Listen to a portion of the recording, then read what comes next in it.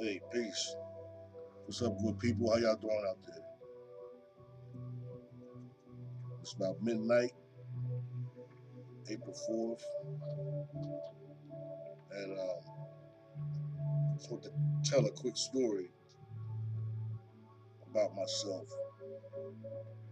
A few years back, I was a truck driver, semis on state to state, dolo, you know. And it's one night I fell asleep driving. I was doing like 70,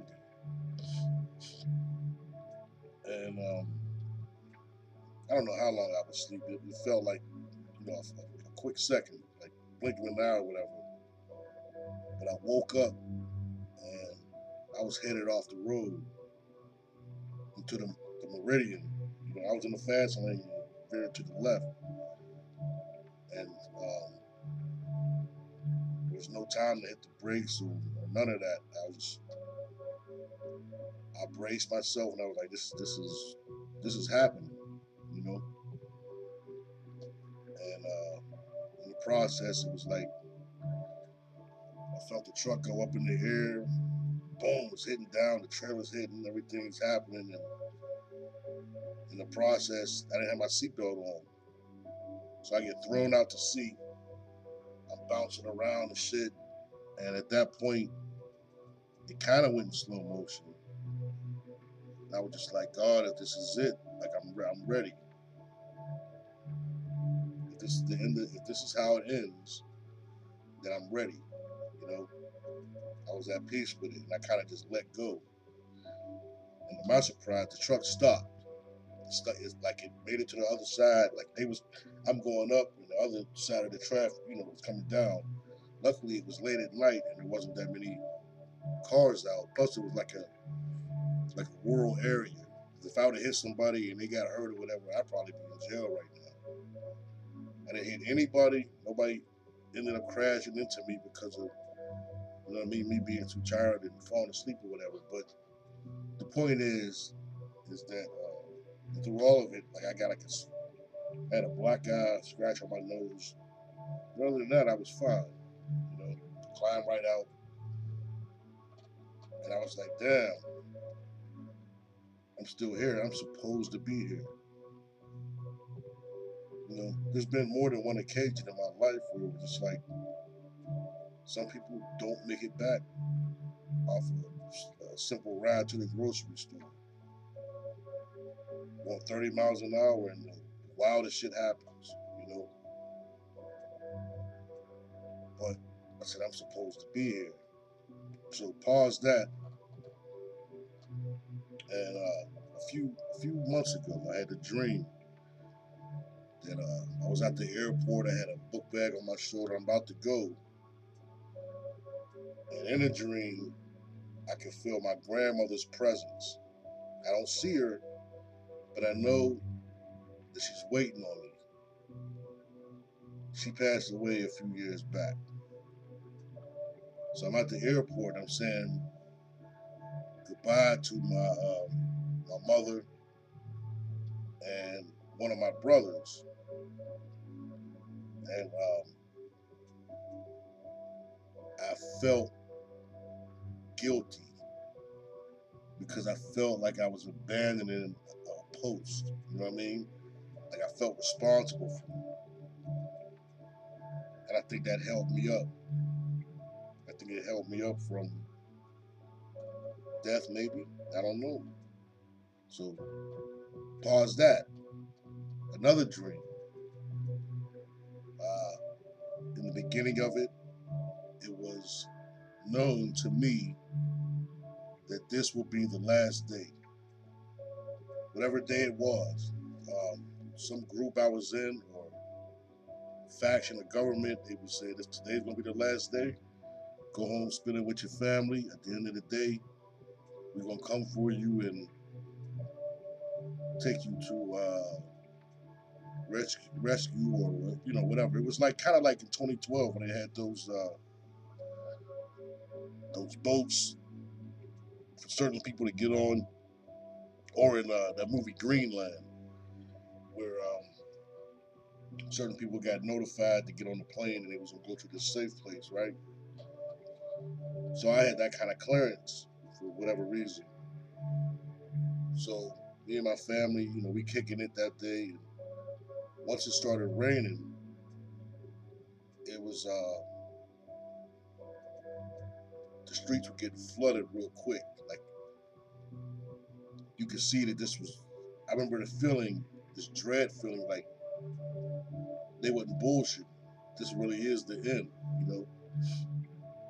And there was a naval ship that came by and it threw the line or whatever it is, with the little inner tube on it for me to grab onto, so that I can, get to a safe haven or something like that.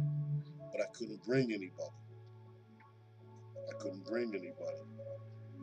And when it came down to it, they was like, come on, or whatever. And I'm like, I would have to watch my family die, drown. I would have to watch my family drown to death, and or escape on this vessel. And I couldn't do it. You know, I knew I would be safe, but I knew my family would be. I knew that they would die. I mean, I knew eventually I would see them again, or in whatever life, and you know what I mean. But I couldn't do it. So it told me something about letting go. It's like the biggest lesson right now in my life that I have to learn is everybody. This is my thinking. All right, everybody, no matter how close, is on their own down here, and you have to defeat, or not defeat. You have to complete your mission. You know what I'm saying? And it's hard. Like I know the Quran, but they all say this is this is the war of illusion, and this closeness that you feel to people, the love and all that. You have to be able to let go. You have to be able to let go. This is deja vuism, right now, right fucking now. So I was meant to do this tonight, I guess. So um, it's a hard thing to do, and I think it's to clear up a chakra. If you believe, as some of the ancients did, that will free you from having to repeat however many thousands of years you've been coming back here. As far as I'm concerned, there's nothing else down here that I feel like I want to experience. I want to move on to something else, you know. And I also believe that that's what was meant in the it's either in the Quran or in the Sunnah, the Prophet, where it was saying that for the prophets, the angel of death had to ask permission from the prophets if they were ready to go, if they were ready to die, move on, transition. Because I believe at some point, I know everybody has heard like older people say that they're tired, and it ain't like a physical, like I just got done jogging 6 miles or whatever. Tired. It's like you're tired of living. You're tired of getting up every day. Whatever your routine is, you're just like, I'm tired. I don't want to do this no more. And not too long after that, they usually go. I think we, as we have some power over that. When your spirit is ready to call it a day, you know. So pay attention to that. Watch what you say. You know, if you ain't really ready to do that shit, like don't slow down. You know what I'm saying? Slow down when you start talking. Think about what you want to say. Don't speak out of emotion, because sometimes when you put that spell out there with that bad intention, all you're doing is setting up karma for yourself. You know, it's a cause and effect life. You know, that's universal law. So you're setting up something bad or negative for yourself to go through. You know, no, I'm over 10 minutes. I'm gonna go ahead and shut it down, man. Y'all stay up,